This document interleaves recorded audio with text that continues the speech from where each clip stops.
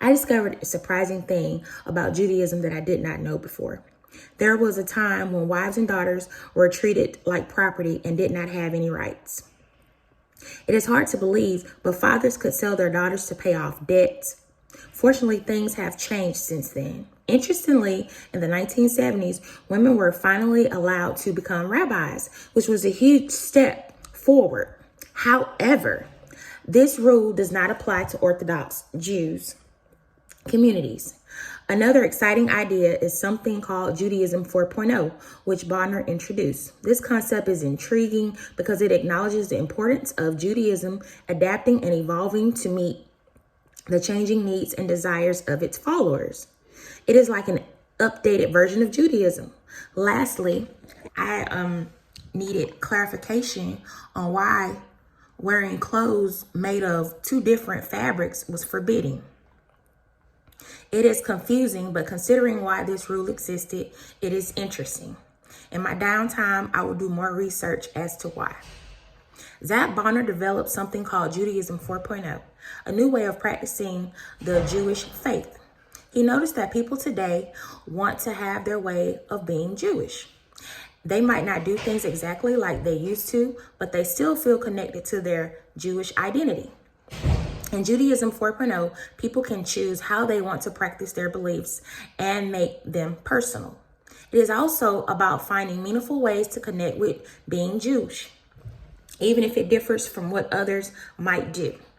Zach Bodner came up with the idea of Judaism 4.0 by looking at how things were changing in the Jewish community. Zach Bodner's superstition about Judaism 4.0 is interesting. However, his concept gives us a new way of thinking about how Judaism has grown and changed. Bodner recognizes that the Jewish community is changing and that Judaism should adapt to fit the needs of its followers. Zach Bodner's idea of Judaism 4.0 and the thoughts from our class text have some similarities and differences. Both recognize that Judaism has changed and can adapt to new circumstances. In Judaism 4.0, people want to practice their faith uniquely while still feeling connected to being Jewish. Similarly, conservative Judaism, as described in our class text, believes in evolution of law to fit new situations and is open to modern society and secular education. They also accept women rabbis and LGBTQ perspectives. Try saying that fast, or maybe 10 times. However, some Jewish people are unwilling to abandon the old ways and traditions. They might want to accept the old laws and practices. So while both ideas acknowledge change, they are different in how people are willing to let go of the old ways. Zach Bodner did an excellent job explaining the history of Judaism in a short amount of time.